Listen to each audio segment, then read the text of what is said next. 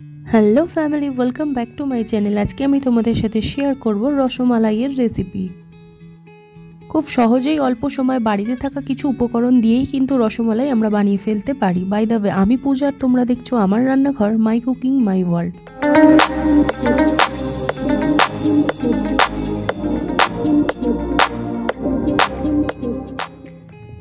আমি এখানে 1 KG Amul gold নিয়ে নিয়েছিলাম। সেই আমুল গোল্ড দুধ দিয়ে 1 কেজি মতো ছানা আমি এখানে নিয়ে নিয়েছি। তো সবাই ছানা বানাতে জানে, সেই জন্য আমি এখানে আর ছানার ভিডিওটা দেখালাম না, সেই জন্য আমি ডিরেক্ট ছানাতেই চলে আসলাম। তো এখানে আমি ভিনিগার দিয়ে ছানাটা কাটিয়ে নিয়েছি, তোমরা চাইলে লেবু দিয়েও ছানাটা কাটাতে পারো।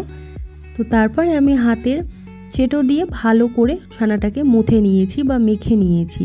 এইভাবে ভালো করে মিহি করে মেখে নিয়েছি।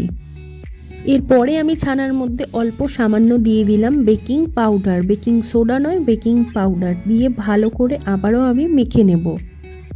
ছানা কিন্তু অতিরিক্ত ভুলেও মাখবে না, মাখলে পরে কি হবে, ছানার মধ্যে যে একটা অয়েল থাকে সেটা যদি বেরিয়ে যায় তখন আমরা মিষ্টি বানানোর সময় ছানাটা কিন্তু ফেটে যেতে পারে। তাই জন্য আমি এখানে সামান্য একটু কুকিং অয়েল ব্যবহার করে নিলাম। নেওয়ার পর তোমরা এখানে দেখতে পাচ্ছ যে ছানাটা আমি কত সফট করে এখানে মেখেছি, সেটা তোমরা বুঝতেই পারছো। ছানা কিন্তু জল ঝরানোর সময় এক্সট্রা যে জল আছে সেটাই ঝরাতে হবে, বাকি বেশি চেপে কিন্তু জল ঝরালে চলবে না। এবার হাতের সাহায্যে আমি এরকম ছোট ছোট রসগোল্লার মতো করে নেব রসমালাইটা। তোমরা এরকম ছোট গোল নাও করতে পারো, রসমালাইয়ের যে লম্বা শেপ আছে সেই শেপেও দিতে পারো। আমি এখানে ছোট ছোট করে বলের মতো করে নিলাম। ছানাটা যদি খুব ভালো করে মাখা যায় তাহলে এরকম ছানার বলগুলো কিন্তু খুব ভালো শেপ হবে, ওপর থেকে গাটাও প্লেন হবে। ছানা যদি ভালো করে মাখা না হয় তাহলে এই বলগুলো কিন্তু মিহি শেপের আসবে না, ওপর থেকে ফেটে ফেটে যাবে। এবার আমি একটা কড়া বসিয়ে 1 কাপ চিনি নিয়ে নিলাম, আর সামান্য একটুখানি চিনি নিয়ে নিলাম, 1.5 কাপ মতো বা তার থেকে একটু বেশি চিনি নিয়ে নিলাম। এবার এর মধ্যে দিয়ে দেব 2 কাপ পরিমাণ মতো জল।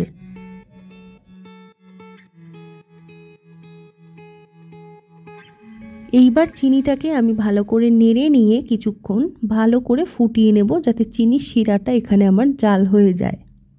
আমরা যখনই চিনির শিরা করি তার মধ্যে যদি 1 টুকরো লেবু ফেলে দেওয়া যায় বা একটুখানি লেবুর রস দেওয়া যায় তাহলে কিন্তু চিনিটা জমাট বাঁধবে না, এরকম লিকুইড ফর্মেই থাকবে। আমরা বাড়িতে অনেক সময় কিন্তু মিষ্টি বানাই, মিষ্টির গায়ে সাদা সাদা চিনিটা জমাট বেঁধে যায়। লেবুটা দিলে কি হবে, চিনিগুলো জমাট বাঁধবে না। এবার আমি যেই ছানার বলগুলো তৈরি করেছিলাম সেইটা চিনির শিরার মধ্যে দিয়ে কিছুক্ষণ ঢাকা দিয়ে ভালো করে ফুটিয়ে নিলে এরকম বড় বড় হয়ে যাবে রসগোল্লার মতো। তারপরে আমি এইভাবে কিছুক্ষণ নেড়ে নেব, এই কারণেই যাতে চিনির শিরাটা ভালোভাবে অ্যাবজর্ব করে ছানার বলগুলোর মধ্যে। দেখতেই পাচ্ছ কত সুন্দর বড়ভাবে ফুলে উঠেছে। এরপরে আমি আর একটা পাত্রে কিছুটা দুধ নিয়ে নেব, দিয়ে তার মধ্যে দিয়ে দিলাম এলাচ গুঁড়ো। এখানে কিন্তু কনডেন্স মিল্কও তোমরা ব্যবহার করতে পারো, তাহলে দুধটা কিন্তু আরও ঘন বা গাঢ় হবে। এইবারে কিছুক্ষণ আমি ফুটিয়ে নিয়ে এই যে বলগুলো করে রেখেছি ছানার বল বা রসমালাই, সেগুলো একটা একটা করে তুলে আমি একটা বাটির মধ্যে সবকটা রস থেকে তুলে রেখে দেব। আমি এখানে রসমালাইগুলো কিন্তু চিনির শিরার মধ্যে কিছুক্ষণ ডুবিয়ে রেখেছিলাম। তারপর এখানে দুধটা ফুটে এলে আমি এখানে 1 বাটি চিনি দিয়ে আবারও কিছুক্ষণ ভালো করে ফুটিয়ে নেব, কারণ চিনি দিলে কিন্তু দুধটা অতিরিক্ত পাতলা হয়ে যাবে। সেই জন্য আমি এখানে আরও 1 থেকে 2 বার দুধটাকে ভালো করে ফুটিয়ে নেব। দুধটা ফুটে এলেই ব্যাস রেডি হয়ে যাবে। এবার যে আমরা রসমালাইগুলো করে রেখেছিলাম সেইগুলো দুধের মধ্যে আমি ছেড়ে দেব। তোমরা চাইলে কিন্তু বাটির মধ্যেও গরম দুধটা দিয়ে কিছুক্ষণ রেস্টে রেখে দিতে পারো। আমি আর একবার জাল দিয়ে নেব রসমালাইগুলো দুধের মধ্যে দিয়ে। কিছুক্ষণ ফুটে এলেই কিন্তু রেডি হয়ে যাবে আমাদের রসমালাই। এইবার আমি আর একটা বাটিতে রসমালাইগুলো নিয়ে নিলাম, তারপর ওপর থেকে কিছু কাজু দিয়ে দিলাম। এটা কিন্তু একদম অপশনাল, আমি দিলাম, তোমরা চাইলে এটা অ্যাভয়েডও করতে পারো। দেখতেই পাচ্ছ কত সুন্দরভাবে রসমালাইগুলো তৈরি হয়ে গেছে, খেতেও কিন্তু সুস্বাদু লাগবে। রসমালাইটা তৈরি হয়ে গেলে, দুধটা ঠান্ডা হয়ে গেলে ফ্রিজে কিছুক্ষণ রেখে দিয়ে তারপর কিন্তু সার্ভ করতে পারো।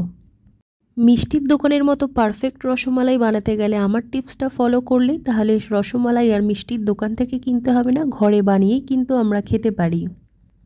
ভিডিওটা ভালো লাগলে লাইক করো, কমেন্ট করে জানাও তোমরা কে কোথা থেকে দেখছো, তাহলে আমি আমার নেক্সট ভিডিওতে তোমাদের নামগুলো মেনশন করব। সাবস্ক্রাইব করে পাশে থাকো, দেখা হচ্ছে নতুন কোনো ভিডিও।